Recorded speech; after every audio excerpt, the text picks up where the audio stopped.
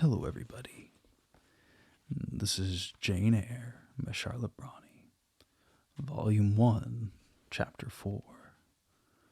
From my discourse with Mr. Lloyd, and from the above-reported conference between Bessie and Abbot, I gathered enough of hope to suffice as a motive for wishing to get well. A change seemed near.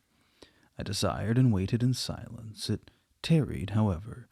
Days and weeks passed. I had regained my normal state of health, but no new allusion was made to the subject over which I brooded. Mrs. Reed surveyed me at times with a severe eye, but seldom addressed me. Since my illness, she had drawn a more marked line of separation than ever between me and her own children, appointing me a small closet to sleep in by myself, condemning me to take my meals alone and pass all my time in the nursery while my cousins were constantly in the drawing-room. Not a hint, however, did she drop about sending me to school. Still, I felt an instinctive certainty that she would not long endure me under the same roof with her, for her glance, now more than ever when turned on me, expressed an insuperable and rooted aversion. Eliza and Georgiana, evidently acting according to orders, spoke to me as little as possible. John thrust his tongue in his cheek whenever he saw me, and once attempted chastisement, but I instantly turned against him, roused by the same sentiment of deep ire and desperate revolt which had stirred my corruption before. He thought it better to desist, and ran from me, uttering execrations, and vowing I had burst his nose. I had indeed levelled at that prominent feature as hard a blow as my knuckles could inflict, and when I saw that either that or my look daunted him, I had the greatest inclination to follow up my advantaged purpose. But he was already with his mamma. I heard him, in a blubbering tone, commence the tale of how that nasty Jane Eyre had flown at him like a mad cat. He was stopped rather harshly. "Don't talk to me about her, John. I told you not to go near her. She's not worthy of notice. I do not choose that either you or your sister should associate with her." Here, leaning over the banister, I cried out suddenly, and without at all deliberating on my words, "They are not fit to associate with me." Mrs. Reed was rather a stout woman, but on hearing this strange and audacious declaration, she ran nimbly up the stair, swept me like a whirlwind into the nursery, and crushing me down on the edge of my crib, dared me in emphatic voice to rise from that place or utter one syllable during the remainder of the day. "What would Uncle Reed say to you if he were alive?" was my scarcely voluntary demand. I say scarcely voluntary, for it seemed as if my tongue pronounced words without my consenting to their utterance. Something spoke out of me which I had no control. "What?" said Mrs. Reed under her breath. Her usually cold, composed grey eye became troubled with a look like fear. She took her hand from my arm and gazed at me as if she really did not know whether I were child or fiend. I was now in for it. "My Uncle Reed is in heaven, and can see all you do and think, and so can Papa and Mamma. They know how you shut me up all day long, and how you wish me dead." Mrs. Reed soon rallied her spirits. She shook me most soundly, she boxed both my ears, and left me without a word. Bessie supplied the hiatus by a homily of an hour's length, in which she proved beyond a doubt that I was the most wicked and abandoned child ever reared under a roof. I half believed her, for I felt indeed only bad feelings surging in my breast. November, December, half of January passed away. Christmas and the New Year had been celebrated at Gateshead with the usual festive cheer. Presents had been interchanged, dinners and evening parties given. From every enjoyment I was, of course, excluded.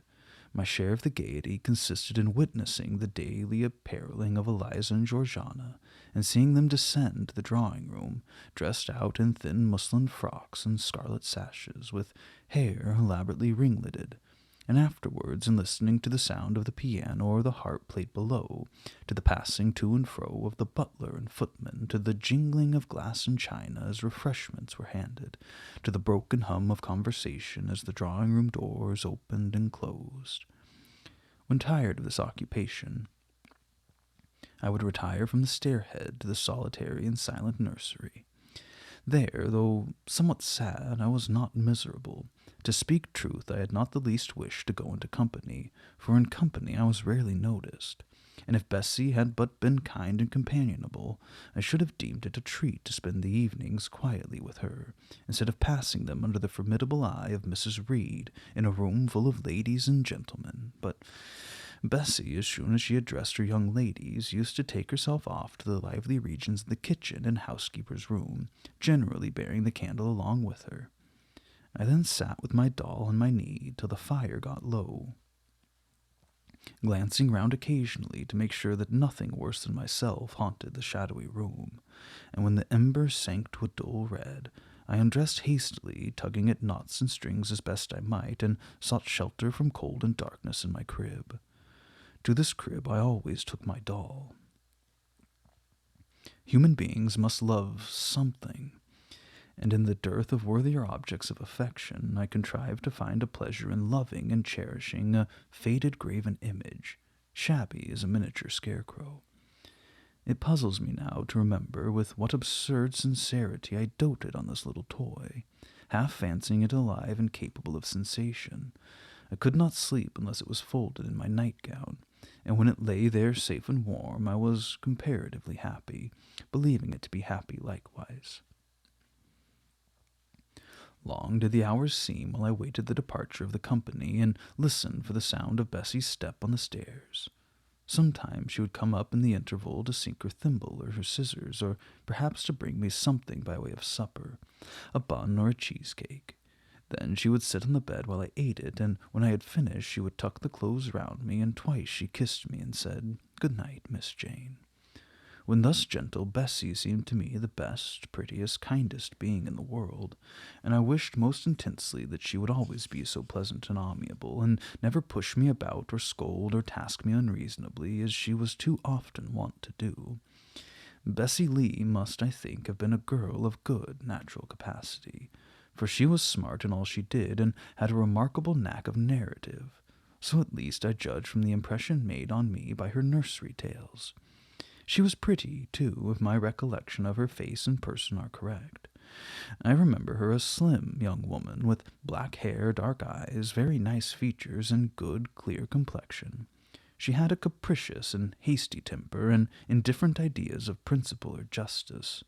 Still, such as she was, I preferred her to anyone else at Gateshead Hall. It was the 15th of January, about 9 o'clock in the morning. Bessie was gone down to breakfast. My cousins had not yet been summoned to their mamma. Eliza was putting on her bonnet and warm garden coat to go and feed her poultry, an occupation of which she was fond, and not less so of selling the eggs to the housekeeper and hoarding up the money she thus obtained. She had a turn for traffic and a marked propensity for saving, shown not only in the vending of eggs and chickens, but also in driving hard bargains with the gardener about flower roots, seeds, and slips of plants, the functionary having orders from Mrs. Reed to buy of his young lady all the products of her parterre she wished to sell, and Eliza would have sold the hair off her head if she had made a handsome profit thereby. As to her money, she first secreted it in odd corners, wrapped in a rag or old curl paper. But some of these hoards having been discovered by the housemaid, Eliza, fearful of one day losing her valued treasure, consented to entrust it to her mother at an usurious rate of interest, 50 or 60%, which interest she exacted every quarter, keeping her accounts in a little book with anxious accuracy. Georgiana sat in a high stool, dressing her hair at the glass and interweaving her curls with artificial flowers and faded feathers, of which she had found a store in a drawer in the attic. I was making my bed, having received strict orders from Bessie to get it arranged before she returned, for Bessie now frequently employed me as a sort of under-nursery maid to tidy the room, dust the chairs, etc. Having spread the quilt and folded my night-dress, I went to the window-seat to put in order some picture-books and doll's house furniture scattered there. An abrupt command from Georgiana let her playthings alone, for the tiny chairs and mirrors, the fairy plates and cups were her property, stopped my proceedings. And then, for lack of other occupation, I fell to breathing on the frost flowers with which the window was fretted, and thus clearing a space in the glass through which I might look out at the grounds, which were all still and petrified under the influence of a hard frost. From this window were visible the porter's lodge and the carriage road, and just as I dissolved so much of the silver-white foliage veiling the panes, and left room to look out, I saw the gates thrown open and a carriage roll through. I watched it ascending the drive with indifference. Carriages often came to Gateshead, but none ever brought visitors in whom I was interested. It stopped in front of the house, the doorbell rang loudly, the newcomer was admitted. All this being nothing to me, my vacant attention soon found livelier attraction in the spectacle of a hungry little robin, which came and chirruped on the twigs of the leafless cherry tree nailed against the wall near the casement. The remains of my breakfast of bread and milk stood on the table, and having crumbled a morsel of roll, I was tugging at the sash to put out the crumbs on the window-sill, when Bessie came running upstairs into the nursery. "Miss Jane, take off your pinafore. What are you doing there? Have you washed your hands and face this morning?" I gave another tug before I answered, for I wanted the bird to be secured of its bread. The sash yielded. I scattered the crumbs. Some of the stone sill, some of the cherry tree bough. Then, closing the window, I replied, "No, Bessie, I've only just finished dusting." "Troublesome, careless child, what are you doing now? You look quite red, as if you were about some mischief. What were you opening the window for?" I was spared the trouble of answering, for Bessie seemed in too great a hurry to listen to explanations. She hauled me to the washstand, inflicted a merciless but happily brief scrub of my face and hands with soap, water, and a coarse towel, disciplined my head with a bristly brush, denuded me of my pinafore, and then hurrying me to the top of the stairs, bid me go down directly as I was wanted in the breakfast-room. I would have asked who wanted me. I would have demanded if Mrs. Reed was there, but Bessie was already gone, and had closed the nursery door upon me. I slowly descended. For nearly 3 months I had never been called to Mrs. Reed's presence. Restricted so long to the nursery, the breakfast, dining, and drawing-rooms were become in the awful regions on which it dismayed me to intrude. I now stood in the empty hall. Before me was the breakfast-room door, and I stopped, intimidated and trembling. What a miserable little poltroon had fear, engendered of unjust punishment, made of me in those days. I feared to return to the nursery. I feared to go forward to the parlor. 10 minutes I stood in agitated agitation. The vehement ringing of the breakfast-room bell decided me. I must enter. Who could want me? I asked inwardly, as with both hands I turned the stiff door-handle which for a second or two resisted my efforts. What should I see besides Aunt Reed in the apartment? A man or a woman? The handle turned, the door unclosed, and passing through the curtsying low, I looked up at a black pillar. Such at least appeared to me at first sight the straight, narrow, sable-clad shape standing erect on the rug. The grim face at the top was like a carved mask, placed above the shaft by way of capital. Mrs. Reed occupied her usual seat by the fireside. She made a signal to me to approach. I did so, and she introduced me to the stony stranger with the words, "This is the little girl respecting whom I applied to you." He, for it was a man, turned his head slowly towards where I stood, and having examined me with 2 inquisitive-looking gray eyes which twinkled under a pair of bushy brows, said solemnly and in a bass voice, "Her size is small. What's her age?" 10 years. "So much?" was the doubtful answer, and he prolonged his scrutiny for some minutes. Presently he addressed me. "Your name, little girl?" "Jane Eyre, sir." In uttering these words I looked up. He seemed to me a tall gentleman, but then I was very little. His features were large, and they and all the lines of his frame were equally harsh and prim. "Well, Jane Eyre, are you a good child?" Impossible to reply to this in the affirmative. My little world held a contrary opinion. I was silent. Mrs. Reed answered for me by an expressive shake of her head, adding soon, "Perhaps the less said on the subject the better, Mr. Brocklehurst." Sorry indeed to hear it. She and I must have some talk. And bending from the perpendicular, he installed his person in the armchair opposite Mrs. Reed's. "Come here," he said. I stepped across the rug. He placed me square and straight before him. With what a face he had, now that it was almost on a level with mine. What a great nose, and what a mouth, and what large prominent teeth. "No sight so sad as that of a naughty child," he began, "especially a naughty little girl. Do you know where the wicked go after death?" "They go to hell," was my ready and orthodox answer. "And what is hell? Can you tell me that?" "Oh, a pit full of fire." "And should you like to fall into that pit and be burning there forever?" "No, sir." "What must you do to avoid it?" I deliberated a moment. My answer, when it did come, was objectionable. "I must keep in good health and not die."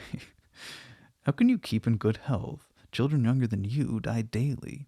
I buried a little girl of 5 years old only a day or two since, a good little girl, whose soul is now in heaven. It is to be feared that the same could not be said of you, were you to be called hence." Not being in a condition to remove his doubt, I only cast my eyes down on the 2 large feet planted on the rug and sighed, wishing myself far enough away. "I hope that sigh is from the heart, and that you repent of ever having been the occasion of discomfort to your excellent benefactress." "Benefactress, benefactress," said I inwardly. "They all call Mrs. Reed my benefactress. If so, a benefactress is a disagreeable thing." "Do you say your prayers night and morning?" continued my interrogator. "Yes, sir." "Do you read your Bible?" "Sometimes." "With pleasure? Are you fond of it?" "Oh, I like Revelations, and the book of Daniel, and Genesis, and Samuel, and a little bit of Exodus, and some parts of Kings and Chronicles, and Job and Jonah." "And the Psalms? I hope you like them." "Oh, no, sir." "No? Oh, shocking.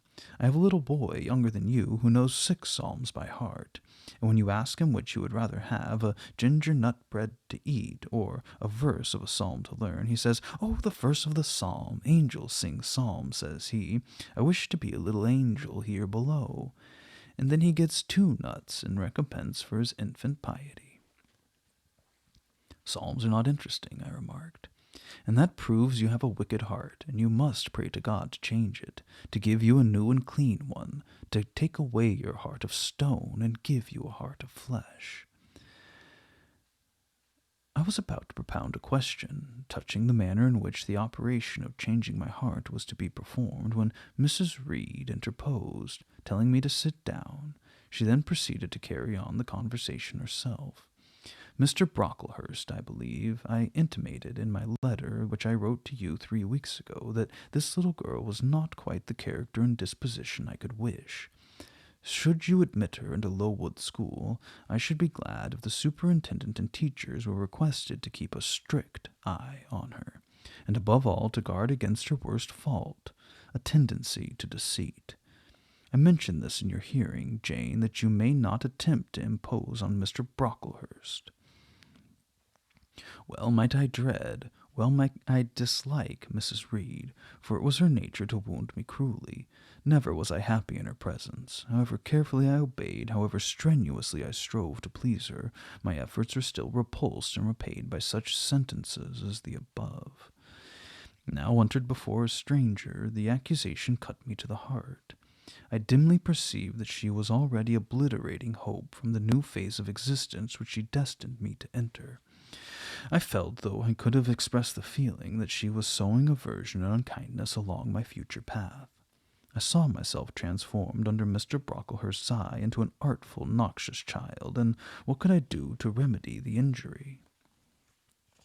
Nothing indeed, thought I, as I struggled to repress a sob and hastily wipe away some tears, the impotent evidence of my anguish. "Deceit is, indeed, a sad fault in a child," said Mr. Brocklehurst. "It is akin to falsehood, and all liars will have their portion in the lake burning with fire and brimstone. She shall, however, be watched, Mrs. Reed. I will speak to Miss Temple and the teachers." I should wish her to be brought up in a manner suiting her prospects, continued my benefactress, to be made useful, to be kept humble. As for the vacation, she will, with your permission, spend them always at Lowood. Your decisions are perfectly judicious, madam, returned Mr. Brocklehurst. Humility is a Christian grace, and one peculiarly appropriate to the pupils of Lowood. I therefore direct that especial care shall be bestowed on its cultivation amongst them. I've studied how best to mortify in them the worldly sentiment of pride, and only the other day I had a pleasing proof of my success. My second daughter, Augusta, went with her mamma to visit the school, and on her return she exclaimed, "Oh, dear papa, how quiet and plain all the girls at Lowood look, with their hair combed behind their ears, with their long pinafores. Those little holland pockets outside their frocks, they're almost like poor people's children, and," said she, "they looked at my dress and mamma's as if they had never seen a silk gown before." "This is the state of things I quite approve," returned Mrs. Reed. "Had I sought all England over, I could scarcely have found a system more exactly fitting a child like Jane Eyre. Consistently, my dear Mr. Brocklehurst, I advocate consistency in all things. Consistency, madam, is the first of Christian duties, and it's been observed in every arrangement connected with the establishment of Lowood. Plain fare, simple attire, unsophisticated accommodations, hardy and active habits, such is the order of the day in the house and its inhabitants. Quite right, sir. I may depend upon this child being received as a pupil at Lowood, and there being trained in conformity to her position and prospects. Madam, you may. She shall be placed in the nursery of chosen plants, and I trust she will show herself grateful for the inestimable privilege of her election. I will send her then as soon as possible, Mr. Brocklehurst, for I assure you I feel anxious to be relieved of a responsibility that was becoming too irksome." No doubt, madam. And now I wish you good morning. I shall return to Brocklehurst Hall in the course of a week or two. My good friend, the Archdeacon, will not permit me to leave him sooner. I shall send Miss Temple notice that she is to expect a new girl, and that there will be no difficulty about receiving her. Goodbye. Goodbye, Mr. Brocklehurst. Remember me to Mrs. and Miss Brocklehurst, and to Augusta and Theodore and Master Broughton Brocklehurst. I will, madam. Little girl, here's a book entitled The Child's Guide. Read it with prayer, especially that part containing an account of the awfully sudden death of Martha G., a naughty girl addicted to falsehood and deceit. And with these words, Mr. Brocklehurst put into my hand a thin pamphlet sewn in a cover, and having run for his carriage, he departed. Mrs. Reed and I were left alone. Some minutes passed in silence. She was sewing, I was watching her. Mrs. Reed might be at that time some 6 or 7 and 30. She was a woman of robust frame, square-shouldered and strong-limbed, not tall, and though stout, not obese. She had a somewhat large face, and underjaw being much developed and very solid. Her brow was low, her chin large and prominent, mouth and nose sufficiently regular. Under her light eyebrows glimmered an eye devoid of ruth. Her skin was dark and opaque, her hair nearly flaxen. Her constitution was sound as a bell. Illness never came near her. She was an exact, clever manager. Her household and tenantry were thoroughly under her control. Her children only at times defied her authority and laughed it to scorn. She dressed well and had a presence and port calculated to set off handsome attire. Sitting on a low stool a few yards from her armchair, I examined her figure. I perused her features. In my hand I held the tract containing the sudden death of the liar, to which narrative my attention had been pointed as to an appropriate warning. What had just passed, what Mrs. Reed had said concerning me to Mr. Brocklehurst, the whole tenor of their conversation was recent, raw, and stinging in my mind. I had felt every word acutely, as I had heard it plainly, and a passion of resentment fomented now within me. Mrs. Reed looked up from her work, her eye settled on mine, her fingers at the same time suspended their nimble movements. "Go out of the room, return to the nursery," was her mandate. My look, or something else, must have struck her as offensive, for she spoke with extreme, though suppressed irritation. I got up and went to the door. I came back again. I walked to the window across the room, then close up to her. Speak I must. I had been trodden so severely, and must turn, but how? What strength had I to dart retaliation at my antagonist? I gathered my energies and launched them into this blunt sentence. I'm not deceitful. If I were, I should say I loved you, but I declare I do not love you. I dislike you the worst of anybody in the world except John Reed, and this book about the liar, you may give it to your girl Georgiana, for it is she who tells lies, and not I. Mrs. Reed's hands still lay on her work inactive. Her eye of ice continued to dwell freezingly on mine. What more have you to say? She asked, rather in the tone in which a person might address an opponent of adult age than such as ordinarily used to a child. That eye of hers, that voice stirred every antipathy I had. Shaking from head to foot, thrilled with ungovernable excitement, I continued, I'm glad you're no relation of mine. I will never call you aunt again as long as I live. I will never come to see you when I'm grown up, and if anyone asks me how I liked you and how you treated me, I'll say the very thought of you makes me sick, and that you treated me with miserable cruelty. How dare you affirm that, Jane Eyre? How dare I, Mrs. Reed? How dare I? Because it is the truth. You think I have no feelings, and that I can do without one bit of love and kindness. But I cannot live so, and you have no pity. I shall remember how you thrust me back, roughly and violently thrust me back into the Red Room, and locked me up there to my dying day. And though I was in agony, though I cried out while suffocating with distress, have mercy, Aunt Reed, and that punishment you made me suffer because your wicked boy struck me, knocked me down for nothing. I will tell anybody who asks me questions this exact tale. People think you a good woman, but you are bad, hard-hearted.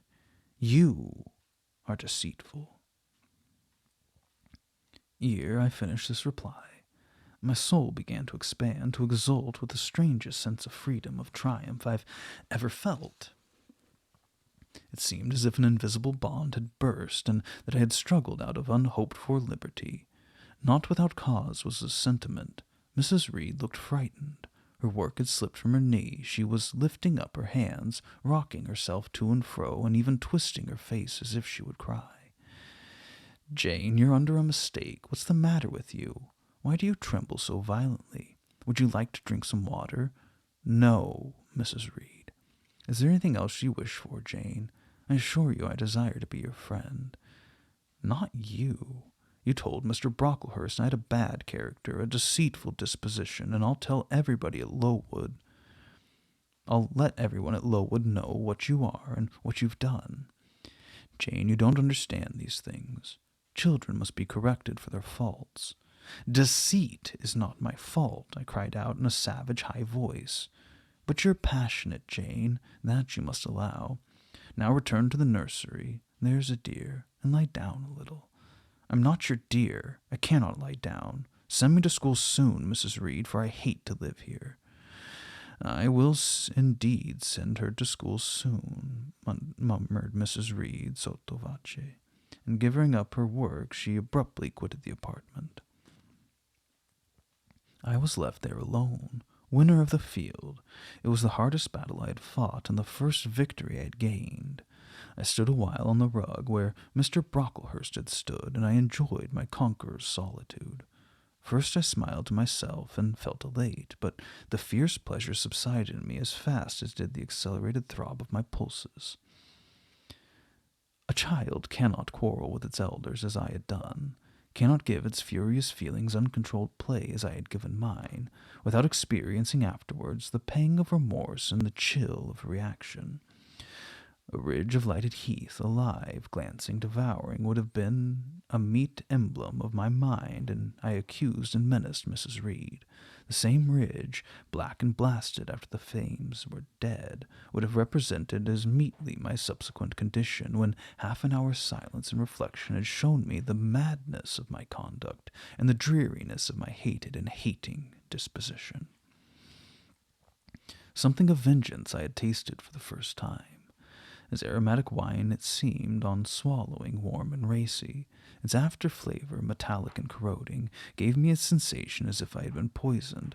Willingly would I now have gone and asked Mrs. Reed's pardon, but I knew partly from experience and partly from instinct that was the way to make her repulse me with double scorn, thereby re-exciting every turbulent impulse of my nature. I would fain exercise some better faculty than that of fierce speaking, fain find nourishment from some less fiendish feeling than that of sombre indignation. I took a book, some Arabian tales. I sat down and endeavored to read. I could make no sense of the subject. My own thoughts swam between me and the page, as I usually had found fascinating. I opened the glass door in the breakfast room. The shrubbery was quite still. The black frost reigned, unbroken by sun or breeze, through the grounds. I covered my head and arms with the skirt of my frock, and went out to walk in a part of the plantation which was quite sequestered. But I found no pleasure in the silent trees, the falling fir cones, the congealed relics of autumn, russet leaves swept by past winds in heaps, and now stiffened together. I leaned against a gate and looked into an empty field where no sheep were feeding, where the short grass was nipped and blanched, and in a very grey day, a most opaque sky, onding on snaw, canopied all. Thence flakes fell at intervals, which settled on a hard path and on a hoary lea without melting. I stood, a wretched child enough, whispering to myself over and over again, "What shall I do? What shall I do?" All at once I heard a clear voice call, "Miss Jane, where are you? Come to lunch." It was Bessie. I knew well enough, but I did not stir. Her light step came tripping down the path. "You naughty little thing," she said. "Why don't you come when you're called?" Bessie's presence, compared with the thoughts over which I had been brooding, seemed cheerful, even though, as usual, she was somewhat cross. The fact is, after my conflict with and victory over Mrs. Reed, I was not disposed to care much for the nursemaid's transitory anger, and I was disposed to bask in her youthful lightness of heart. I just put my 2 arms round her and said, "Come, Bessie, don't scold." The action was more frank and fearless than any I was habituated to indulge in. Somehow it pleased her. "You're a strange child, Miss Jane," she said as she looked down at me. "A little roving, solitary thing. And you're going to school, I suppose?" I nodded. "And won't you be sorry to leave poor Bessie?" "What does Bessie care for me? She's always scolding me." "Because you're such a queer, frightened, shy little thing. You should be bolder." "What, to get more knocks?" "Nonsense, but you're rather put upon, that's certain. My mother said when she came to see me last week that she would not like a little one of her own to be in your place. Now come in, I've got some news for you." "I don't think you have, Bessie." "Child, what do you mean? Your sorrowful eyes you fix on me." "Well, but Mrs. and the young ladies and Master John are going out to tea this afternoon, and you shall have tea with me. I'll ask cook to bake a little cake, and then you shall help me to look over your drawers, for I am soon to pack your trunk. Mrs. intends you to leave Gateshead in a day or 2, and you shall choose what toys you like to take with you. Bessie, you must promise not to scold me any more till I go." "Well, I will, but mind, you are a very good girl, and don't be afraid of me. Don't start when I chance to speak rather sharply. It's so provoking." "I don't think I shall ever be afraid of you again, Bessie, because I've got used to you, and I shall soon have another set of people to dread." "If you dread them, they'll dislike you." "As you do, Bessie?" "I don't dislike you, miss. I believe I'm fonder of you than of all the others." "You don't show it." "You little sharp thing, you've got quite a new way of talking. What makes you so venturesome and hardy?" "Well, I shall soon be away from you, and besides, I was going to say something about what had passed between me and Mrs. Reed, but on second thoughts I considered it better to remain silent on that head." "And so you're glad to leave me?" Not at all, Bessie. Indeed, just now I'm rather sorry. Just now, and rather, how coolly my little lady says it. I dare say now if I were to ask you for a kiss, you wouldn't give it me. You'd say you'd rather not. I'll kiss you and welcome. Bend your head down. Bessie stooped. We mutually embraced, and I followed her into the house quite comforted. That afternoon lapsed in peace and harmony. In the evening, Bessie told me some of her most enchaining stories and sang me some of her sweetest songs. Even for me, life had its gleams of sunshine.